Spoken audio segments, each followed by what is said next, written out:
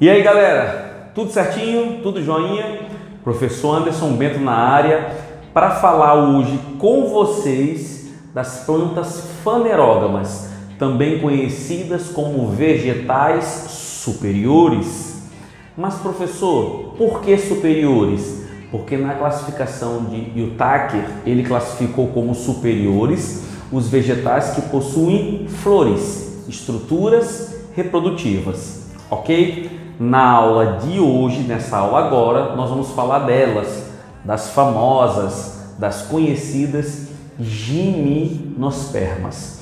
Mas o que significa a palavra gimino? Nu, esperma, sementes, sementes nuas, sementes desprotegidas, sementes sem o fruto. Anote aí, gimnosperma, papel e caneta. Pegue, por favor, tá bom? Gimnosperma, pegou? Gimnosperma, plantas sem semente, semente nua, ok? Vamos lá, são vasculares.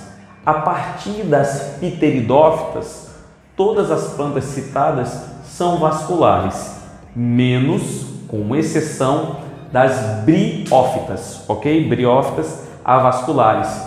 Por isso que as briófitas crescem pouco, tem seu tamanho limitado. São fanerógamas, como eu citei, tem flores, só que a flor da gimnosperma, representada pelo pinheiro, que é a gimnosperma mais clássica que nós temos, mais conhecida, pinheiros, mas não só tem pinheiros, temos sequoias, temos ciprestes. Então, vamos lá, pinheiros. Estão vendo a imagem? Esse é o pinheiro, ok? Nós também temos as sequoias, que são árvores grandes, gigantescas. Estão vendo a imagem? Essa é uma sequoia.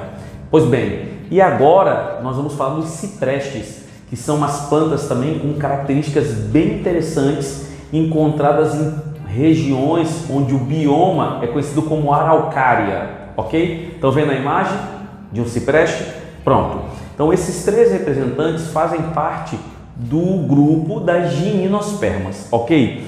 Só que a flor do pinheiro, ela é uma flor clássica e ela se chama de cone ou estróbilo. É bom lembrar que o cone ou estróbilo, estão vendo a imagem do cone ou estróbilo? Então, esse é o cone, ou conhecido como estróbilo. É uma flor sem elementos florais, sem aqueles atrativos, né, para atrair agentes polinizadores. É bom lembrar que o grão de pólen é transportado nestas plantas pelo vento. Anemofilia, transporte do grão de pólen pelo vento, ok?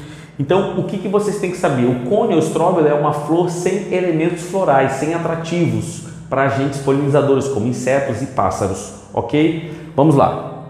A geração mais duradoura é a geração esporófita. Lembrem, isso é uma tendência. Ao longo da evolução das plantas, a geração gametófita, que era a mais desenvolvida nas briófitas e depois dela deixou de ser, tende a diminuir. Anderson, eu não entendi. A geração esporófita, que é a geração 2M, que é a geração que produz por meiose esporos, geração esporófita produz por meiose esporos, é a mais desenvolvida. E qual é a geração menos desenvolvida, pequena, que tende a diminuir cada vez mais? É a gametófita, que é M, que produz gametas, que nesse caso tem um detalhe, tá? Anotem, papel e caneta. O gameta masculino na briófita e na pteridófita, vegetais inferiores, que não tem flores, o gameta masculino se chamava de anterozoide. Anterozoide era um gameta com rabinho, com flagelo, era um gameta flagelado. O gameta na gimnosperma não tem flagelo. Por quê? Porque as gimnospermas não dependem da água para a reprodução. Não dependem da água para a reprodução. E por que elas não dependem da água? Porque elas possuem o tubo polínico. Professor, o que é isso? O tubo polínico é uma estrutura que permite com que o gameta masculino possa fecundar o gameta feminino. O tubo polínico é produzido pelo próprio grão de pólen e ele permite que o gameta masculino atinja o gameta feminino, chamado de oósfera, e com isso ocorra a famosa fecundação. Então a fecundação, que é o encontro do gameta masculino com o gameta feminino, ocorre nas gimnospermas e nas angiospermas, que é o próximo, tá? Angiospermas, que tem fruto, gimino não tem, ocorre sem água. Então, pergunta se aparecer numa questão, por que as gimnospermas e as angiospermas não dependem da água para a reprodução? Porque o grão de pólen, estrutura masculina, gametófito masculino. O que é o gametófito? Geração que produz gametas. Geração gametófita masculina, o grão de pólen, aquele pozinho amarelo, ele produz o tubo polínico, que é uma estrutura, tipo um canudo, um canal, que permite o gameta masculino atingir o gameta feminino, a oósfera. Então, a partir desse momento, nós temos uma fecundação.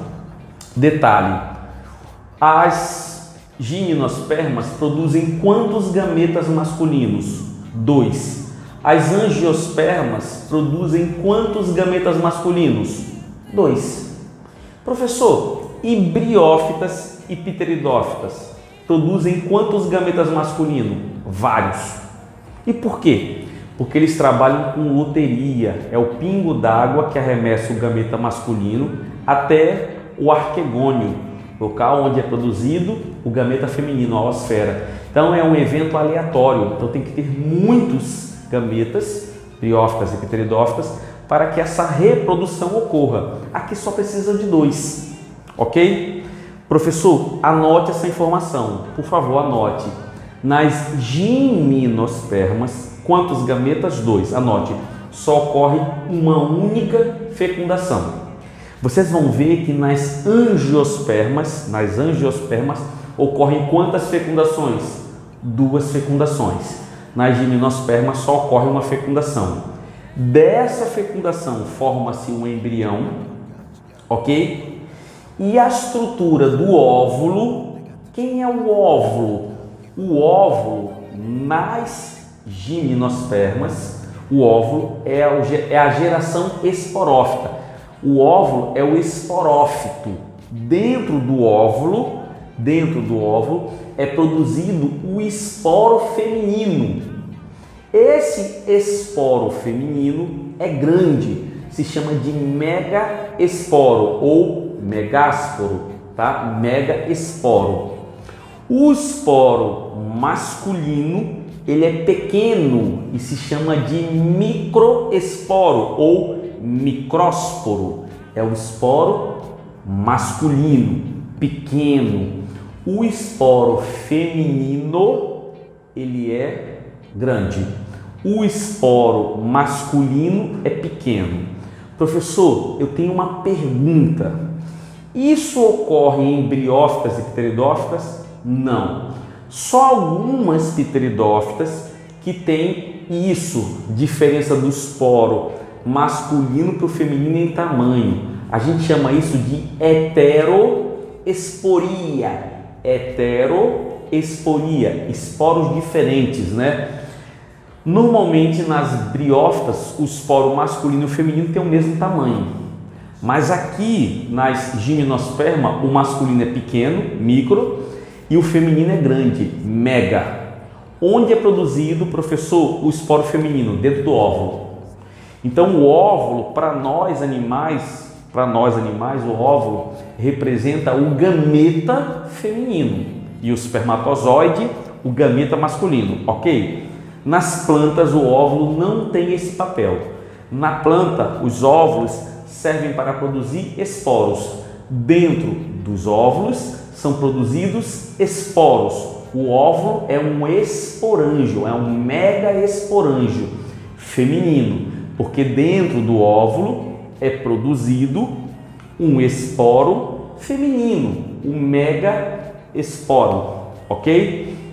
Na parte masculina da flor, na parte masculina, é produzido o esporo masculino, que é pequeno. Então vamos entender aqui agora, preste atenção. Você agora vai observar uma imagem, aparece imagem, pronto. Você está observando nessa imagem agora a estrutura que vai dar origem ao gameta masculino, tá? Na verdade, essa imagem que você está vendo aí é a imagem que leva da formação dos esporos masculinos até a diferenciação. Então, tudo começa dentro dessa estrutura que você está vendo aí, que é o microesporófilo. O que é o microesporófilo? O microesporófilo são folhas modificadas que estão inseridas num eixo, nesse eixo central. Essa estrutura toda que você está vendo aí, tá? É um cone ou estróbilo. Dentro desse cone ou dentro desse estróbilo, nós vamos ter os microesporângios. O que são microesporângios? Locais que por meiose vão ser produzidos os esporos masculinos, os micrósporos. Então, dentro de cada microesporângio está sendo produzido o quê? Os micrósporos, ok? Micrósporos. Quantos micrósporos? 4. Vamos lá para a imagem, volta para a imagem. Dentro desses micrósporos vai haver uma meiose, divisão reducional. Vai produzir 4 micrósporos, que agora são N, ok? Dentro de cada micrósporo desse, agora você tem um núcleo, que vai se diferenciar, vai sofrer uma espécie de mitose, uma mitose diferenciada, que vai dar origem a uma estrutura agora com 2 núcleos. Essa estrutura com 2 núcleos se chama de grão de pólen. O grão de pólen tem 2 núcleos. O primeiro núcleo, vamos lá para a imagem, volta para a imagem. Esse primeiro núcleo se chama de núcleo reprodutivo, que é um núcleo N. Depois eu tenho um núcleo vegetativo, tá? Cada um desses núcleos vai ter funções específicas no momento da reprodução, ok? Cada um desses núcleos vão ter momentos específicos na reprodução. Então agora nós finalizamos a produção do gameta masculino. Você entendeu como é que é produzido o grão de pólen? Dentro do grão de pólen eu tenho essas 2 células, que a gente também pode chamar de célula geradora ou célula do tubo. A célula geradora ou célula do tubo, a célula geradora é a célula que vai produzir os 2 gametas masculinos que vocês estão vendo aqui, ó. Quantos gametas masculinos? 2. São 2, tá? Vou botar aqui o número. 2 núcleos espermáticos, tá? São produzidos 2 núcleos espermáticos, ok? E o gameta feminino, a oosfera? A oosfera também é produzida dentro da flor. Então vamos aqui, vamos para a imagem agora da produção da oosfera, tá? A oosfera, ela é produzida dentro do megaesporófilo. E o que é o megaesporófilo? O megaesporófilo é o local onde é produzido o esporo. Só que esse megaesporófilo, que é o local onde é produzido o esporo, é especificamente chamado de óvulo. O óvulo é o megaesporângio. Megaesporângio está dentro do megaesporófilo.